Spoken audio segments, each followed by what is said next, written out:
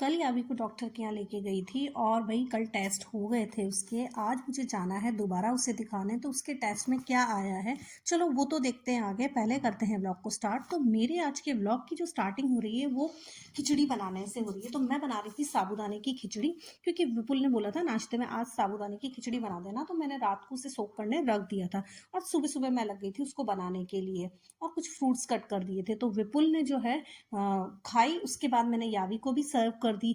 यावी अभी कुछ ढंग से खा नहीं रही है, लेकिन फिर भी मुझे लगा शायद वो खा लेगी, तो मैंने उसे दे दिया। साथ में कीवी काट दिया और उसने बोला बनाना दे दो।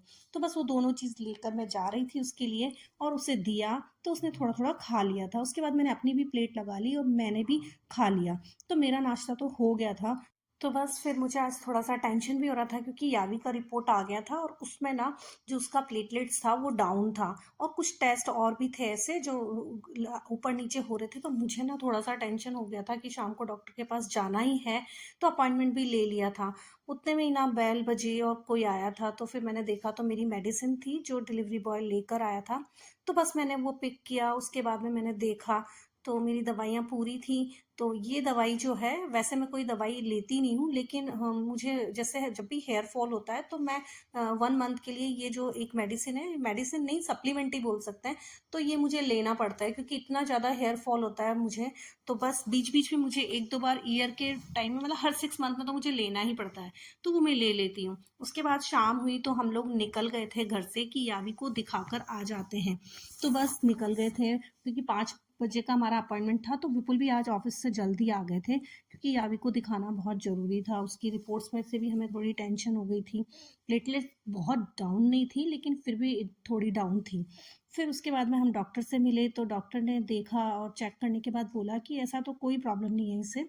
जो सारी रिपोर्ट में गड़बड़ी है ना, वो तो सिर्फ इसलिए कि इसको वायरल फीवर रहा है, वायरल इन्फेक्शन से ये सारी गड़बड़ हो गई है। जैसे कि इसे एचपीवी वैक्सीन लगा था, तो उस टाइम बॉडी जो है वो इम्यूनिटी को बूस्ट करने में लग गई और इधर बॉडी पे अटैक हो गया वायरस का। तो वो थोड़ा सा ज़्यादा दिन इसीलिए इसका फीवर चला, क्योंकि इम्यूनिटी इतना था नहीं इसके अंदर और वो ज़्यादा अटैक हो गया वायरस का। तो बस ठीक है, कोई दिक्कत नहीं है, 5 दिन का दवाई लेगी।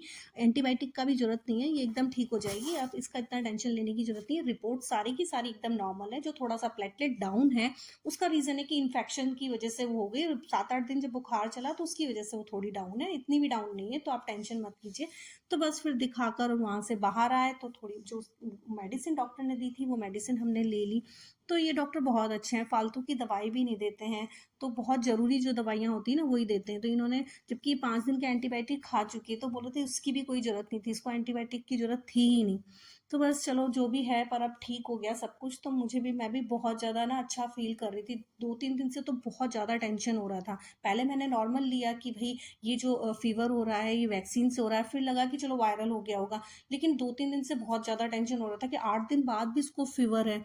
तो चलो आज तो वो टेंशन खत्म हो गई थी। फिर हम लोग निकल रहे थे यहाँ से, तो बस निकले और घर पहुंच गए थे। तो आज थोड़ी सी टेंशन खत्म हुई तो अच्छा लगा। तो बस मेरा आज का ब्लॉग यही था। Thank you for watching. Bye bye, मिलते हैं नेक्स्ट ब्लॉग में।